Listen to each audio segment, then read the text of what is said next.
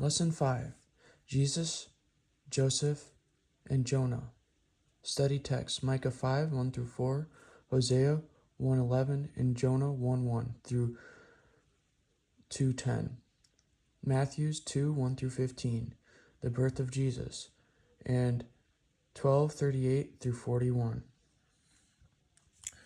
Some of humanity's greatest discoveries come from penicillin and quinine to Velcro and X-rays. I did some research on what penicillin is made up out of, and they were all from the decomposition of a human being. Carbon, hydrogen, nitrogen, well, not sulfur, that's added, but also a stone. And lipotherapy, cryosumin. I noticed the same precept, CHRY. Chirosite is mentioned in the Bible, Ezekiel. So is sapphire, something we use for glasses, well, elements in, compressed. And I just seen a lot of things that kind of lined up. So this is used in penicillin, and when I think of the suffix of this word, IUM, I think of magnesium. And magnesium is also in our decomposition. And so what penicillin does is it treats various bacteria infections, interfering with the cell wall. And so the formation of a cell wall, eventually not able to reproduce and killing the bacteria. And so quinine is herbal. It's an alkaloid. It's off the bark of a tree, a Sinotra tree, and it's for cold preparation and anti-malarial protection. And so next we look at X-rays, and we see electromagnetic radiation. And so electron, and radiation, just a view of the body. And so we see that calcium and having magnesium in our body as well with radiation produces this perfect array of our bones and our skeletal system. And we see some significance in that as the Old Testament and the burial of certain prophets and special significant people. There's something to be said about the bones. And people use blood and bones for witchcraft, but we already talked about that in the past and how Jesus in the Old Testament made a full circle, and there's no way to beat God. The powers of the light will always protrude darkness. Anyway, some of our greatest discoveries by accident, we stumbled across them. And so it's kind of cool how we can see the connection, because when you think of chrysolite, I think of the healing stones. And I looked on mineralkingdom.com, and it just kind of shows the principles of some of these things. I know it says not to look to idols or to seek stones in the Bible for healing, because it's God who created them. And so to look to God rather than that is something, well, there's just something divine there. And it's really cool how it can be traced back to the Bible. Sometimes in unexpected setbacks or deviation from our plan can lead to amazing results. And so all these things found by accident, well, now we can kind of see a source here, but back then they didn't know everything we know now. Tell us about a time in your life when a surprise or obstacle led to an unexpected blessing. When I was kicked out of my mom's house, I moved in with a friend, and she made Illinois' home because of it. Her arrival of her hubby and her 2 children now grow up in Freeport. Pretty cool. Having a religious background and just being a good friend, it helped them. And so I was able to be a blessing to others. When I didn't want to go out, and I did, I met various people that had a great conversation with. When I went to that's just happened many times, and I'm grateful for every opportunity that I had. When I went to Manny's, kicked out of the car, I have a significant family member, very important, and sometimes sin does get in the way of our relationship.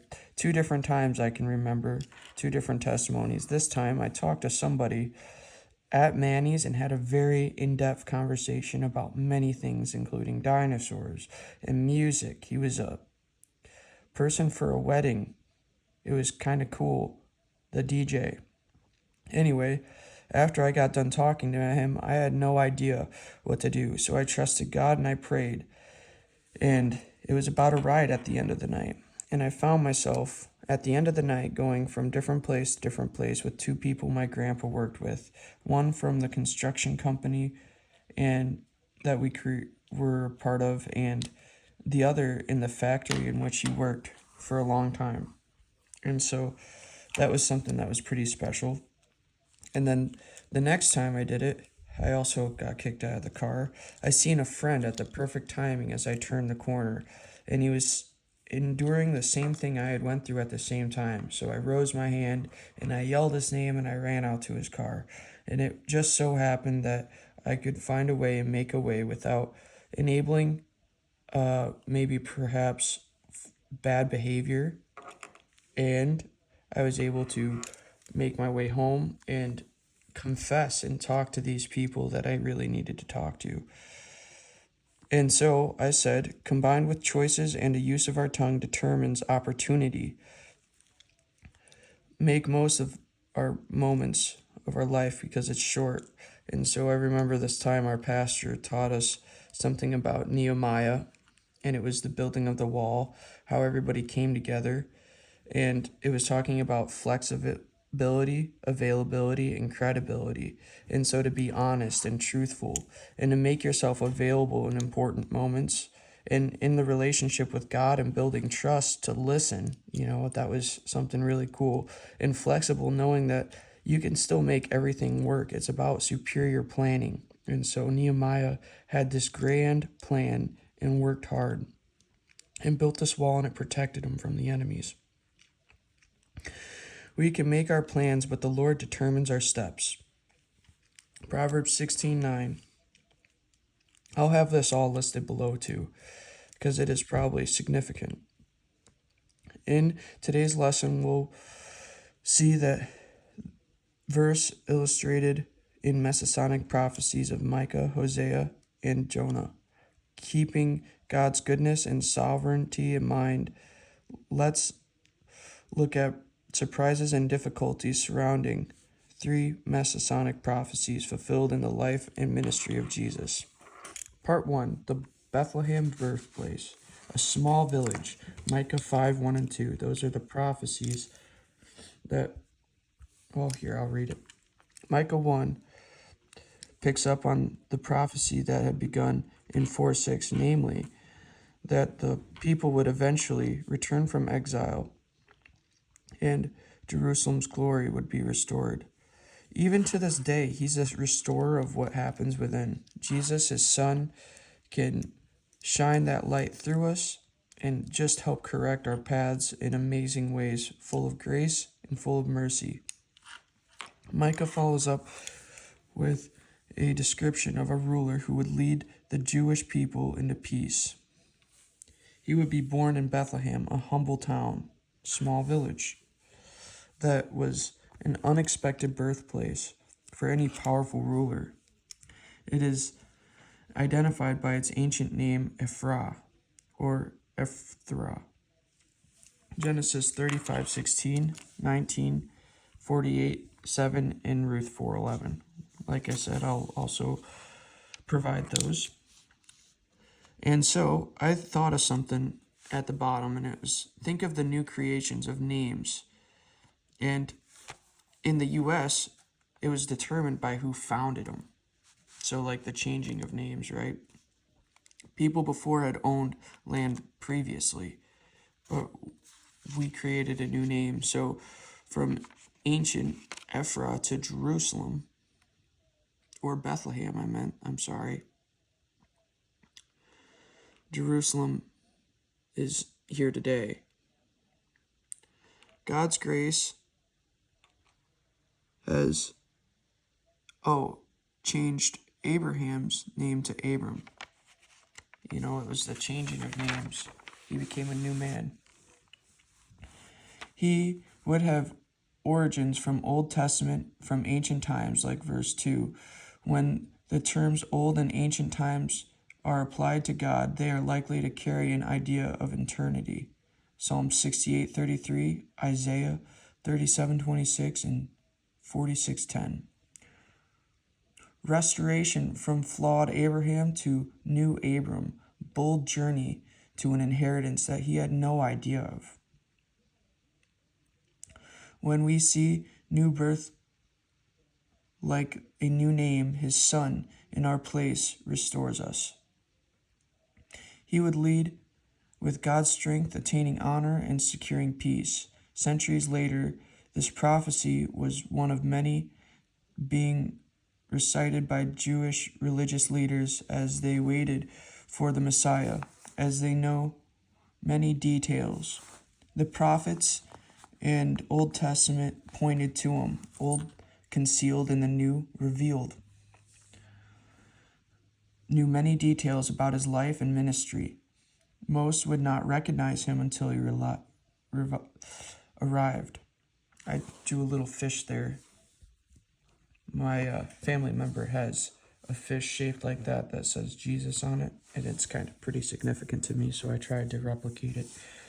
Doesn't look very good, but it is what it is.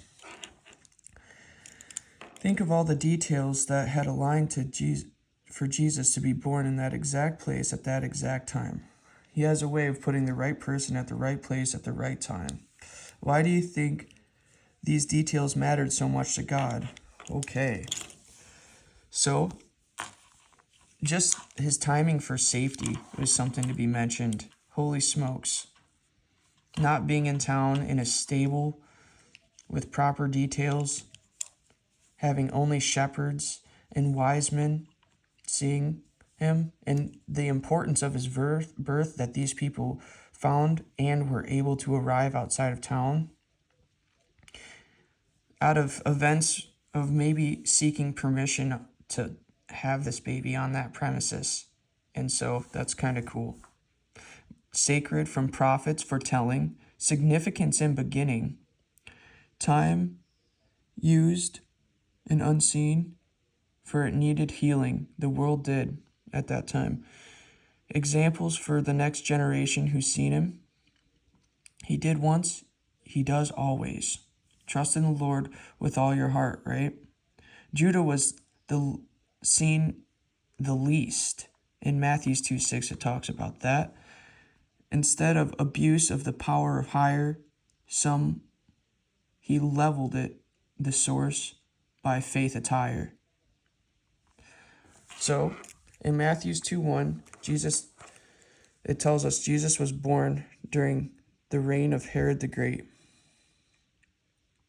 Also, thinking of Jesus being persecuted as born, so did Moses. He floated down a river to safety to Pharaoh's daughter. So there's a lot of cool significances between the severity of even the survival of these two. So I would disregard this next two sentences because we're not supposed to speculate, and this just downplays and undermines what God did. And so I think to be seen in truth and in accuracy is pretty important, because the wise men did in fact appear during Jesus's birth. It wasn't after Jesus's birth 2 years, especially when he was being pursued right at birth. Anyway, I'll continue on here. The wise men likely visited up to 2 years after Jesus' birth, since he is called a child, verse 11. Most of them are. When you have a newborn baby, they're children. And when we see a new birth, we are children of God. And Herod called for the death of all boys under 2, based on the wise men's report of when the star had appeared to them. Appearing upon birth, it presents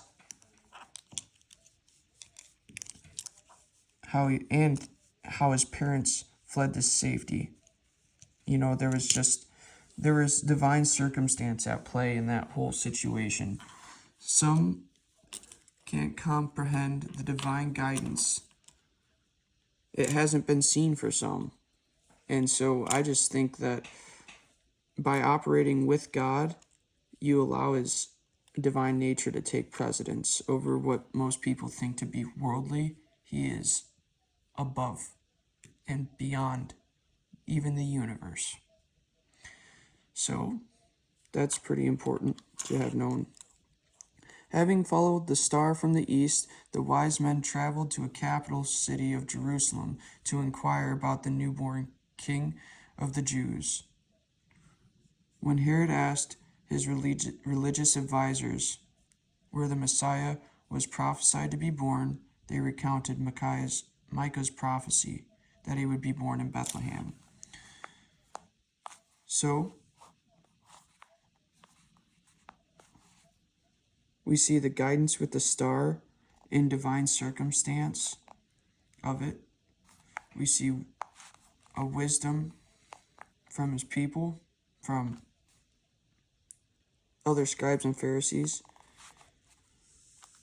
We see they weren't in safety of a house, but in a stable, born. Nobody looked outside of the town.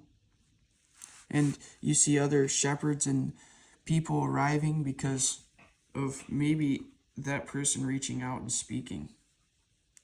He owned the stable, and it was for the glory and honor of the newborn and new coming son. Anyway, Herod sent the wise men there, and so he actually just knew the prophecy. He didn't send the wise men anywhere. They came from the east to that spot, instructing them to report back so that I can go worship him too. Deceitful lie due to jealousy. Following the miraculous star, they found Jesus in Bethlehem and presented their gifts. And those gifts were frankincense, myrrh, and gold. And so one preserving the dead, one a pleasing incense, and for royalty or riches. And to think about the circumstance in which they might have needed that gold to get them all the way to Egypt. There's just a lot of complexity to this. The wise men were warned in a dream to avoid Herod and return home by another route. They weren't actually against the son. They were there genuinely. If Herod wanted to go worship him too, he would have been there. But we all know what Herod wanted out of this. Again, God was protecting his son and moving his plan forward in unexpected ways. They changed plans divinely. It's kind of something that reminded me of like our obedience now. Like if he asks us to go knock on a door or speak to somebody, it could be very well because of a circumstance that they're enduring that we might be equipped to help them through. And so, that's really important to be able to listen and tune into what he's got for us. Repeatedly in Scripture, we can see God working in unexpected ways to bring out his plan for salvation of the world, can redeem anyone, make a homeless person part of the choir, don't judge, or maybe somebody who committed murder or adultery to be the king over all. And it's going to be how his heart is and how he's been changed and the redemption that he seeks, and probably his upbringing and the genuine nature by him. David was a great prophet, and he turned to be someone very special. And David probably committed murder by protecting his country or bringing up the reign of this new dynasty that he was a part of. In adultery, every man's given into lust. We all see in Sikh ladies, they're here, they're a part of man, they got the heart. We need the counsel of a woman. We all get hurt and damaged, and that's how we seek our healing. But there's also one divine, that we can seek that is. So I think that one's a better way. And when you have the correct desires in the heart, you can start obtaining spiritual gifts and growing closer to God properly. Anyway, salvation of the world by labors, by passion, by the Holy Ghost, by love's divine way of working. Like our experience, less stress, anxiety, and depression, life expectancy that goes with it. I see people having relationships that go into 60 or 70 years before they pass away. And that's just a blessing because most people don't make it that far anymore. And it's probably because of those three I've listed. And those temporary comforts don't help us, but might shorten our lives in other ways, causing damage to our intestines. But, I don't want to get into all that negativity. He knows, and also his word, by redemption as well. All these things leading to the salvation of the world. Why do you think Gentiles like wise men are featured so early in Jesus' story? Even though he came first as a servant to the Jews. Well, he was there to correct them, right? Because his house has been turned into a den of thieves, and just all these things to come through his parables and what he does in those 33 years that he's here says a lot. Like initially, he came for the Jews, but he also taught many Gentiles great things. And I don't think that it was all about, Jews in general, because the whole world needed healing. And so while he was here, Jesus gave grace and he taught many people. And so the importance of the Son felt and provided needed resources for survival. Oh yes, the wise men and why they were there at his birth. It was symbolic too of the importance and for glory and honor. These people were of high stature. This is just in regards to his birth. Gentiles witnessed the glory and power of Jesus to be the king.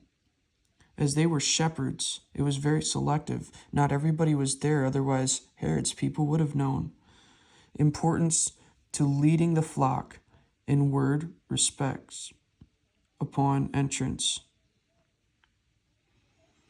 Plus, the suffering of the Son and how the house of Israel disregarded all that God had taught and done because they wanted power, control, and they were prideful. So I think there's multiple reasons why it was open to the Gentile too.